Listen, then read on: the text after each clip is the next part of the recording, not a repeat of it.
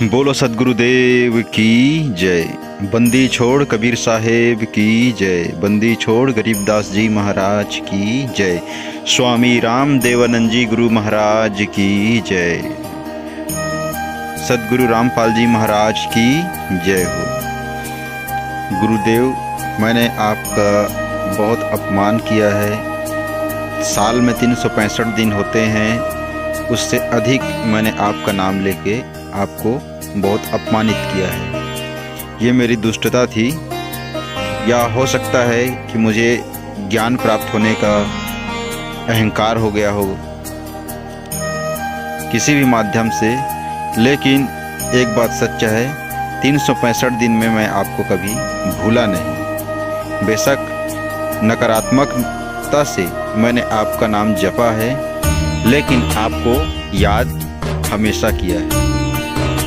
ये क्यों हुआ, कैसा हुआ, क्या दोष मैंने देखा, ये तो आप भली भांति आप जानते हैं। मैं नीच था, दुष्ट था, वो सब विकार मेरे में है। मैं परमात्मा कबीर साहब से भी कबूल करता हूँ कि हम तो भूले हुए प्राणी, जीव स्तर के, हम आपको पहचान नहीं सकते कबीर साहब जी। लेकिन मुझे जिस गुरु ने कबीर साहब की भक्ति प्रदान की, मैंने उसका अपमान किया। ये मेरे से बहुत बड़ी दुष्टता हुई। जब मुझे पूर्ण तरह से मेरे अंदर ये जब ज्ञान प्रकट हुआ कि तुझे कबीर साहब की भक्ति किसने प्रदान की, तो भाई नाम तो आया संत रामपाल जी महाराज का। उससे पहले किसी ने मुझे कबीर साहब जी का भक्ति प्रदान तो की नहीं। तो मैं ये जवाब मैं किसको दूं? अगर कोई मुझसे पूछे या कबीर साहब जी मुझसे पूछे कि भाई तुझे मेरे पास कौन लेकर आया, तो मैं किसका जवाब दूं? तो नाम तो आता है ना संत रामपाल जी महाराज का। जब यही बात मेरे घट भीतर से चीख चीख के कहने लगी, तो मैं संत रामपाल जी महाराज का विरोध करना बंद कर दिया। क्यों? मेरे अंदर से ये आवाज़ उठ रही है। अंदर से ये आवाज़ किसकी है? मन की है या परमात्मा की है? इसकी तुलना मैं नहीं कर पा रहा हूँ। और ये 24 घंटे मेरे अंदर ये मुझे धुन सा सुनाई दे रहा है। मैं परेशान हो गया हूँ कि भाई ये आवाज़ कौन कर रहा है मेरे अंदर, कि तुझे मेरे पास कौन लेकर आया है, ये मुझसे कह रहा है। और मैं लगभग इसको मैं डेली इसको सुना करता हूँ। मैं जब भी मैं खाली समय रहता हूँ तो मुझसे ये बात अंदर से उठ रही है। इसको मैं किसी को सुना नहीं सकता। मैं अपनी व्यथा आपको बता रहा हूँ कि भाई तुझे मेरे पास कौन लेकर आया है। जैसे कोई मतलब समझो कि परमात्मा कबीर साहब पूछ रहा हो कि मेरा पता किसने बताया तुझे, तो अब मैं इसका जवाब क्या दूँ? भाई मेरे गुरु तो संत रामपाल जी महाराज ही रहे हैं। बस यही बात मेरे भीतर घटित हो रही है, इसीलिए मैं ये कबूल कर रहा हूँ कि भाई मुझे तो संत रामपाल जी महाराज ने ही कबीर साहब जी की भक्ति प्रदान की। चाहे जैसे भी हो, किसी भी माध्यम से हो, किसी भी परिस्थिति में गुजर रहे हैं संत रामपाल जी महाराज, लेकिन मेरा तो कुछ भी नुकसान नहीं किया ना, कुछ भी नुकसान नहीं किया। बल्कि मुझे साफ सुथरा धोकर, मुझे मांझ कर आज एक भक्ति युक्त प्राणी बना दिया, जिसको 24 घंटा परमात्मा की धुन सवार रहता। कुछ भी करता है, बुरा करता है, अच्छा करता है, तुरंत उसमें लौट कर आ जाता है। अगर ये सब चीज़ ना होता तब तो मैं बिगड़ जाता, बुरा बर्ताव करने लग जाता, जीवों पे रहम ना करता, उल्टे सीधे हरकत करने लग जाता। लेकिन ये कौन सी छत्र छाया है जो मुझे बचा रखी है, ये मैं महसूस करने लगा हूँ। इसीलिए ये समझ में, सारा ज्ञान समझने के बाद, सारी शंकाओं का समाधान होने के बाद, मैं परमात्मा बंदी छोड़ कबीर साहब जी के नतमस्तक हूँ और सबसे हारा हुआ, सबसे पराजित, सबसे हारा हुआ अपने आप को महसूस कर रहा हूँ। और इसमें मुझे बहुत बहुत प्रसन्नता मिल रही है कि मैं तो अज्ञानी ही था, लेकिन संत रामपाल जी महाराज ने ज्ञानी बना दिया। अब इस बात की हिलोर उठ रही है मेरे अंदर, ये मैं आपको बता रहा हूँ, सच सच बता रहा हूँ।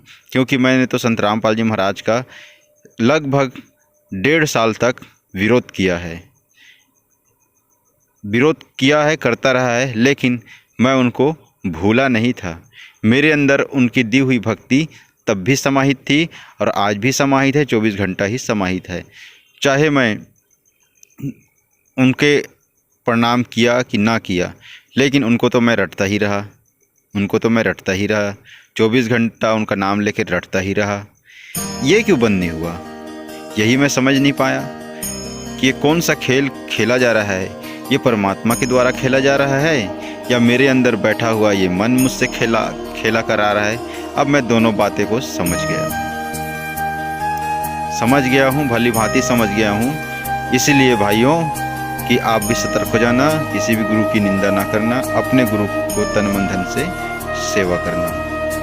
यही बात समझ में आई, क्योंकि साहिब कबीर ने कहा है, गरीबदास जी महाराज ने कहा है, जब ब्रह्म दृष्टि नजर आवे तो कौम 36 एक कहावे। इसीलिए मुझे अपने गुरुदेव संत रामपाल जी महाराज के ऊपर इतना प्रेम उमड़ आया कि मैं बयां नहीं कर सकता। अब जो मैंने शंकाओं पर जो मैंने की थी, टिप्पणी की थी, उनको तो मैं धो नहीं सकता। उसका तो मुझे दंड ही मिले वही उसका प्रायश्चित है। क्योंकि गुरु जैसे भी हो, किसी के भी जैसे भी हो, गुरु तो पूजनीय होते हैं शिष्य के लिए। बस मैंने इसी का खंडन किया, लेकिन मैंने खंडन किया है, लेकिन परमात्मा ने मुझे कोई कष्ट नहीं दिया। और कोई कष्ट नहीं दिया है तो यही वो बात है कि मैं संत रामपाल जी महाराज को भूला नहीं, उनसे दूर रहकर भी उनसे दूर नहीं। उनसे उतना ही प्रेम अब क्यों प्रकट हो रहा है जितना पहले नहीं था, ये मैं इसकी तुलना में नहीं कर पा रहा। क्यों हो रहा है? मैंने लोगों को भी बताया कि भाई संत रामपाल जी ऐसे वैसे हैं।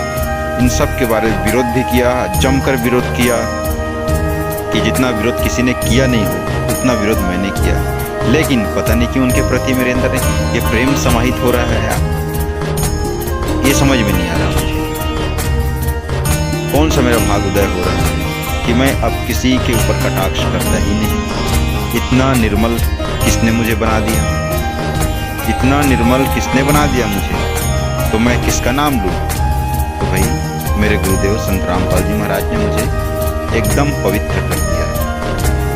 क्या पता कौन सा भाग किस समय कैसा उदय हो जाए, किस मोड़ पे लाके खड़ा कर दे, लेकिन मैं बिगड़ा नहीं, अनैतिकता को नहीं अपनाया, ना दुराचारी में गया, कदम रखा कहीं पे ये सारा श्रेय किनको जाता है? संत रामपाल जी महाराज जी को जाते हैं। मैंने यूट्यूबर्स भाइयों के साथ भी बहुत ही उनको जो मतलब समझो कि चुनौती दे डाली।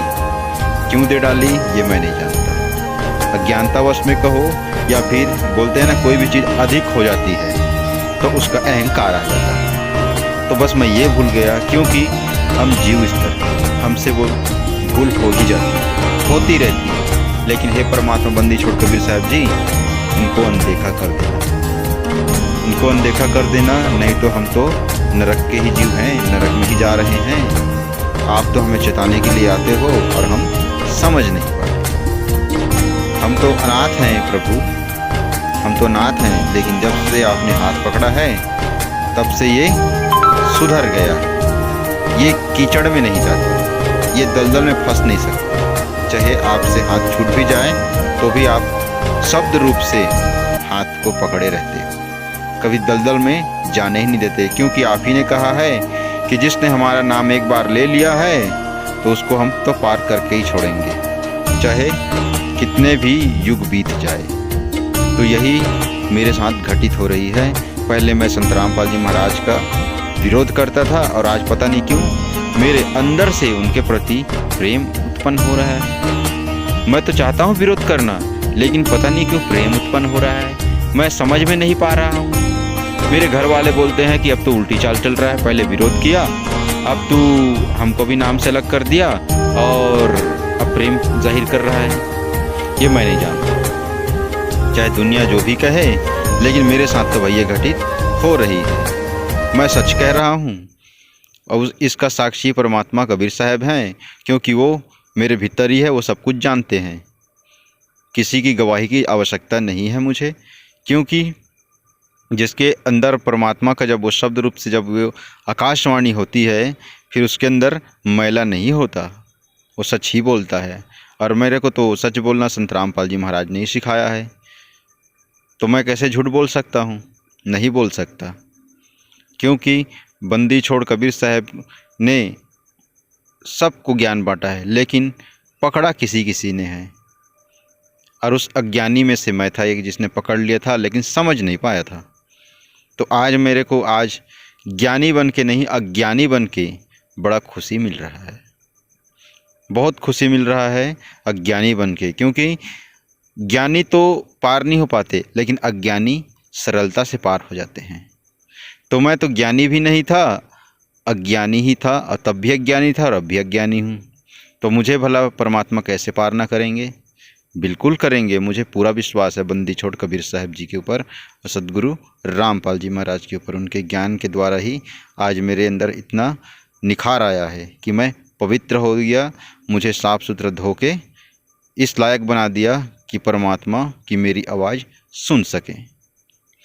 तो भाइयों, सभी लोगों को सत साहेब, बंदी छोड़, सतगुरुदेव सत कबीर साहब की जय, सतगुरु रामपाल जी महाराज की जय, और सभी संतों को प्रणाम, दंडवत प्रणाम। सत साहिब।